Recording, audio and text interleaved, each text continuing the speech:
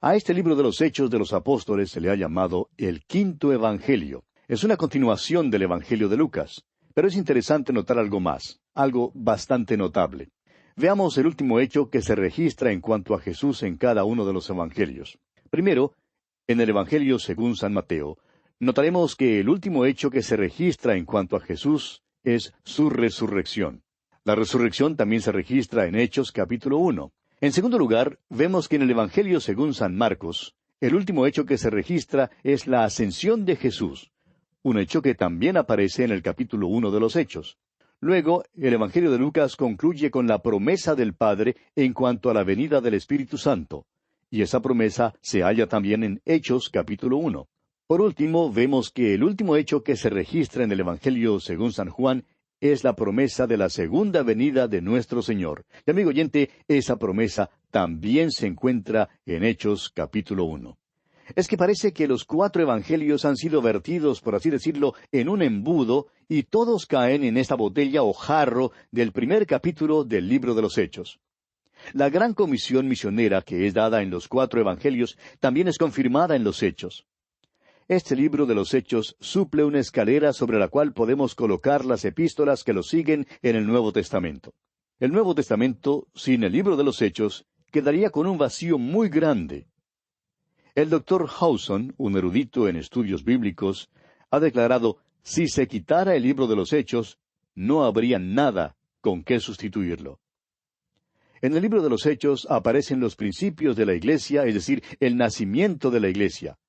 Mientras que el libro de Génesis relata el origen del universo físico, el libro de los Hechos de los Apóstoles relata el origen del cuerpo espiritual, el cual es la Iglesia. Ahora, en casi todos los libros que hemos estudiado, hemos sacado del libro un versículo que expresa en forma resumida el tema del libro.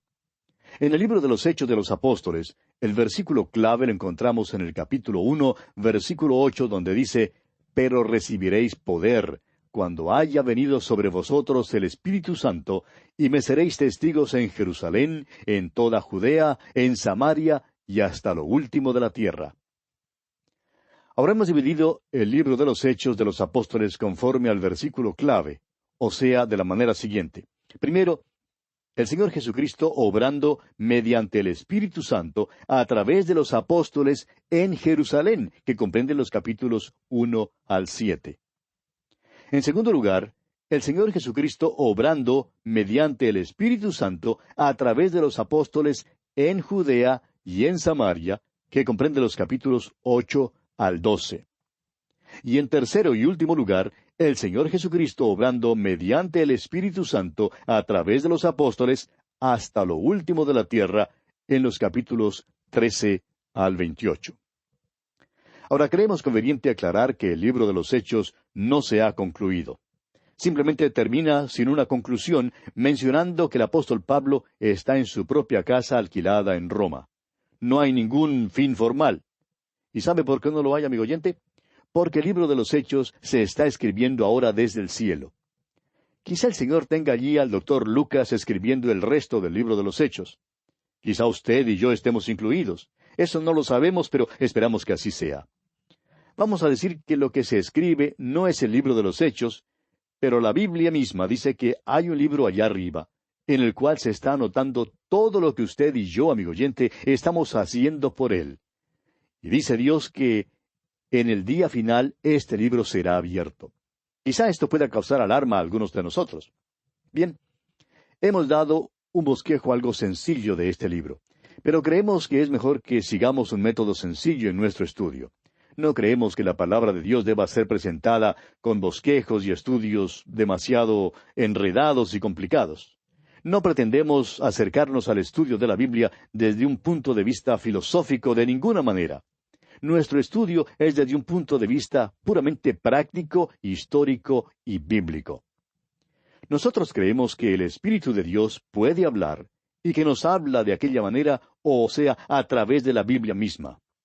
Damos gracias a Dios que recibimos tantas cartas de nuestros oyentes que representan casi todos los oficios y profesiones posibles. Recibimos cartas de profesores en las universidades y en otras escuelas, y también recibimos cartas de muchas personas que apenas pueden leer y escribir. Y todos todos testifican que estos estudios les son bastante comprensibles. Y por ello damos gracias y gloria al Señor. Creemos que la palabra de Dios es comprensible y que debemos hacer todo lo posible para que continúe siendo comprensible. Desafortunadamente, muchos profesores en nuestras escuelas e institutos bíblicos entienden mal las palabras de nuestro Señor. Cuando Él dice, apacienta mis ovejas, ellos lo interpretan erróneamente como si dijera, apacienta mis jirafas. Nosotros tratamos de poner las galletas en los estantes más bajos de la despensa, amigo oyente, a fin de que aún los niños puedan alcanzarlas. A propósito, hemos recibido ya algunas cartas de parte de algunos niños que indican que ellos también escuchan el programa y comprenden muy bien el estudio bíblico. Y por esto, una vez más, damos gracias a Dios. Bien, veamos ahora los distintivos del libro de los Hechos. En primer lugar, tenemos la prominencia del Señor Jesucristo. El Señor Jesucristo ya ha dejado a sus discípulos, se ha ido. Asciende al cielo, según lo relata el primer capítulo de este libro, pero todavía está obrando. Simplemente ha cambiado su posición, su situación, ha cambiado su centro de operaciones. Mientras estaba aquí en la tierra, su centro de operaciones estaba localizado en Capernaum. Ahora su centro de operaciones está a la diestra del Padre. El Señor Jesucristo, pues, tiene un lugar de gran prominencia en este libro. Él está obrando desde el lugar ventajoso del cielo mismo. En segundo lugar, tenemos la prominencia del Espíritu Santo. Cristo prometió enviar al Espíritu Santo. Esta promesa se menciona 4 veces en el Evangelio según San Juan en los capítulos 1, 7, 14 y 20. La misma promesa se da en el libro de los Hechos, capítulo 1, versículo 8. Usted y yo, amigo oyente, vivimos en la edad del Espíritu Santo. El gran hecho de esta edad es que el Espíritu Santo mora en los creyentes, es decir, en toda persona que ha aceptado personalmente como único y todo suficiente Salvador al Señor Jesucristo. Luego tenemos el poder de la Iglesia. La Iglesia tiene poder y claro que este poder es por medio de la operación del Espíritu de Dios. Aquel poder de la Iglesia primitiva no se manifiesta hoy en día en nuestras iglesias. Algunas personas dicen que por acá hay un avivamiento y que más allá hay otro avivamiento. Sin embargo, parece que no dura mucho porque después de un poco de tiempo se les acaba el avivamiento. ¿Por qué? No lo sabemos. Pero la verdad es que no hemos presenciado ningún otro avivamiento así como los que se registran en este libro de los Hechos. Luego, en cuarto lugar, tenemos la prominencia de la Iglesia visible e invisible. La Iglesia es una nueva institución y tiene sus comienzos aquí en el libro de los Hechos. En quinto lugar, tenemos la prominencia de lugares geográficos que son mencionados por nombre. Hace poco dimos un bosquejo. El libro principia en Jerusalén y termina en Roma. El célebre arqueólogo Sir William Ramsay ha verificado la exactitud de todos los lugares que son mencionados por el Dr. Lucas y los ha encontrado exactos. Tenemos en sexto lugar la prominencia dada a la gente. El Dr. Lucas menciona por nombre a unas 110 personas, además de sus referencias a multitudes o grupos. Creemos que al fin del primer siglo había en el mundo millones de creyentes. La Iglesia tuvo un crecimiento fenomenal durante esos primeros 200 o 300 años. Y tenemos que, en comparación a entonces, hoy en día su crecimiento se ha retardado. En séptimo lugar, tenemos la prominencia de la resurrección, el punto central de la predicación del Evangelio. La resurrección es el corazón mismo de la predicación del Evangelio. En muchas de nuestras iglesias hoy en día, solamente una vez al año se presenta un sermón en cuanto a la resurrección, y eso de costumbre en el domingo de resurrección. En algunas iglesias, si el pastor o un evangelista predica un sermón especial en cuanto a la resurrección en el mes de agosto, por ejemplo, muchos creen que algo le ha pasado al predicador. Creen que quizá el calor lo ha vuelto loco. Y hasta comentan, bueno, ¿y quién ha escuchado jamás predicar un sermón en cuanto a la resurrección en el mes de agosto? Pero en la iglesia primitiva, amigo oyente, la resurrección de Jesucristo fue el centro y el corazón mismo del mensaje. Y creemos que ningún sermón se predicó sin mencionar la resurrección. El tema del gran sermón del apóstol Pedro en el día de Pentecostés fue la resurrección de Jesucristo. Explicó el apóstol Pedro que lo que ocurría se debía al hecho de que Jesús ya se encontraba a la diestra de Dios y que había enviado al mundo a su Espíritu Santo, y que todo esto se debía a la resurrección. Usted podrá notar también que la resurrección es el corazón mismo de los mensajes del apóstol Pablo. Ahora hay muchos hombres y predicadores a quienes les gusta especializarse en un tema particular de la Biblia. A algunos les gusta el tema de la profecía, a otros les gusta tratar alguna otra frase o aspecto. Ahora bien, si usted desea especializarse en cierto tema, amigo oyente, permítanos darle uno, y es la resurrección de Cristo. En la iglesia primitiva, todos los domingos eran días de la resurrección, días para proclamar la resurrección de Jesús.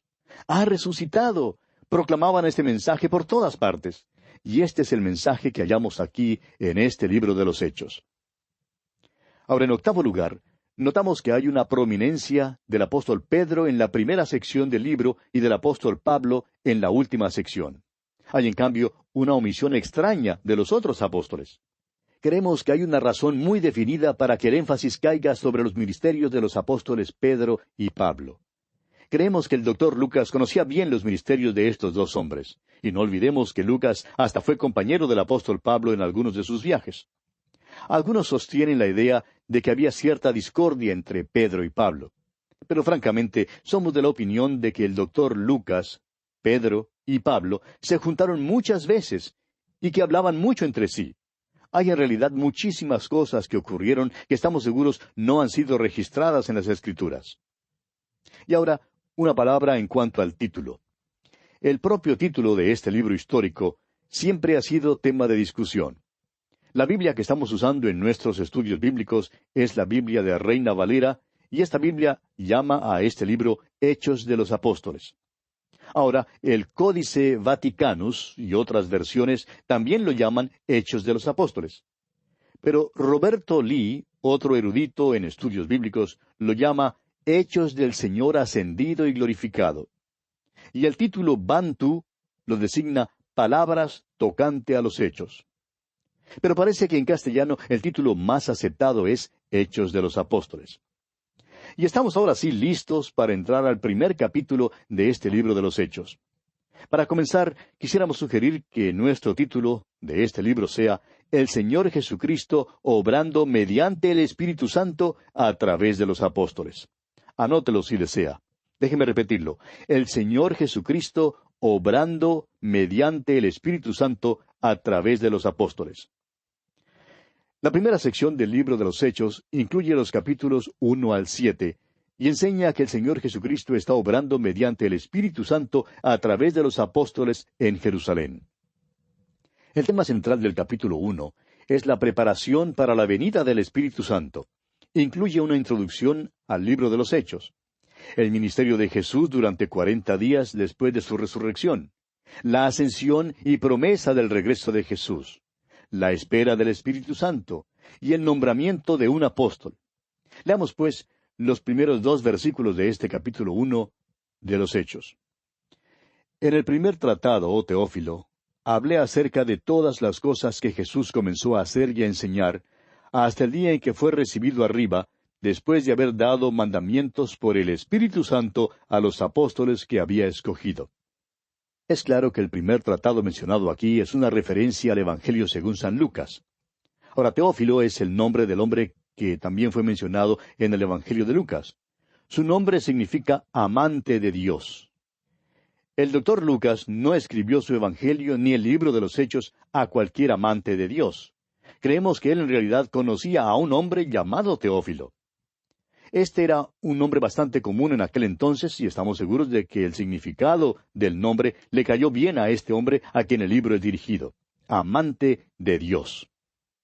El doctor Lucas le dice que le ha escrito un tratado, el cual es el Evangelio de Lucas, y que en ese tratado le había hablado acerca de todas las cosas que Jesús comenzó a hacer y a enseñar. Esto implica que el libro de los Hechos sería una continuación de aquella historia y contaría lo que Jesús seguía haciendo y enseñando. Y Jesús todavía está obrando, amigo oyente. Continuará con este programa hasta cuando lleve del mundo a la iglesia. Esta es la descripción que nos es presentada aquí.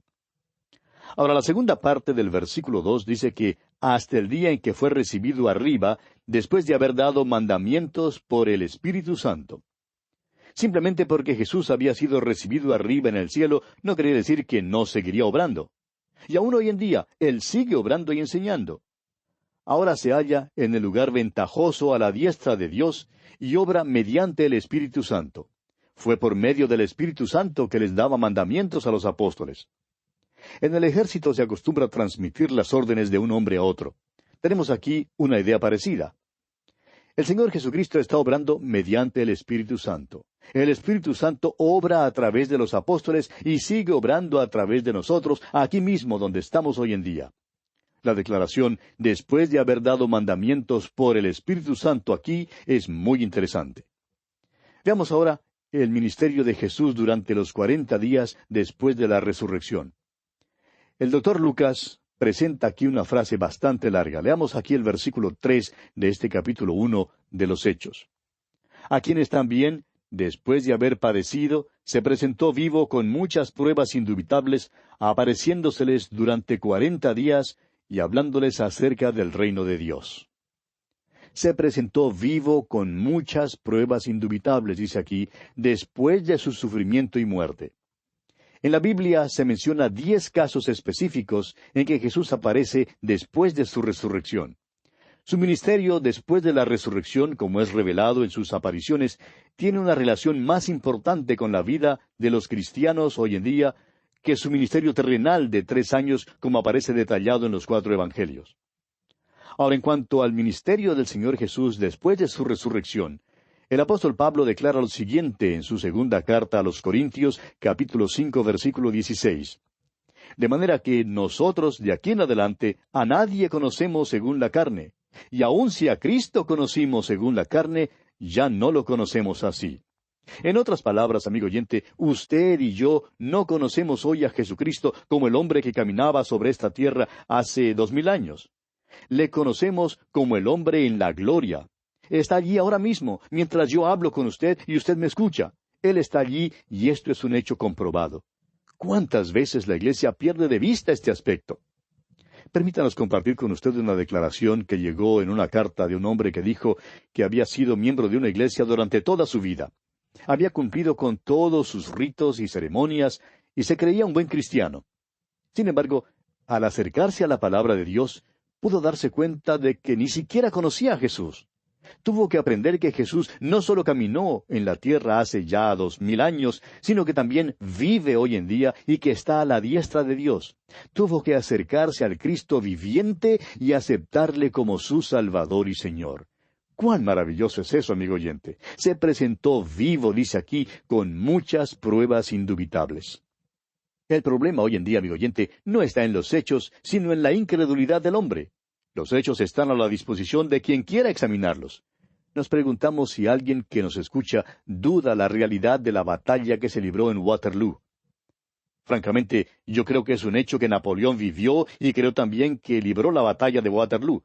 Pero al mismo tiempo confieso que tengo personalmente muy poca evidencia de ello. Permítame decirle, amigo oyente, que hay como 10,000 veces más evidencia en cuanto a la muerte y resurrección del Señor Jesucristo que la evidencia que hay para la batalla de Waterloo. Y sin embargo, hay quienes hoy en día dicen que no creen que la resurrección de Cristo sea un hecho. ¿Dónde está, pues, el problema?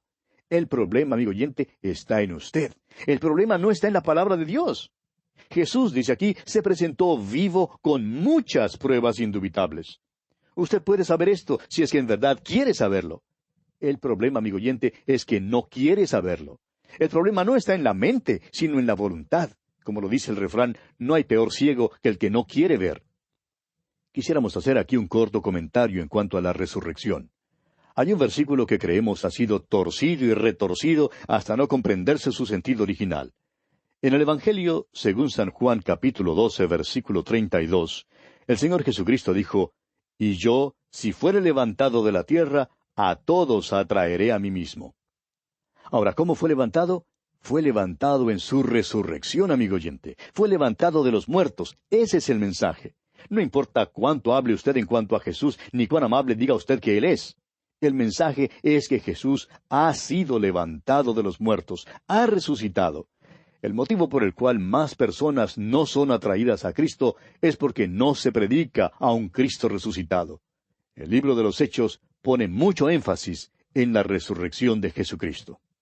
Bien, amigo oyente, nuestro tiempo por hoy se ha agotado, así es que tenemos que detenernos aquí. Continuaremos, Dios mediante, en nuestro próximo programa con este estudio sobre el libro de los Hechos de los Apóstoles. Le invitamos a sintonizarnos.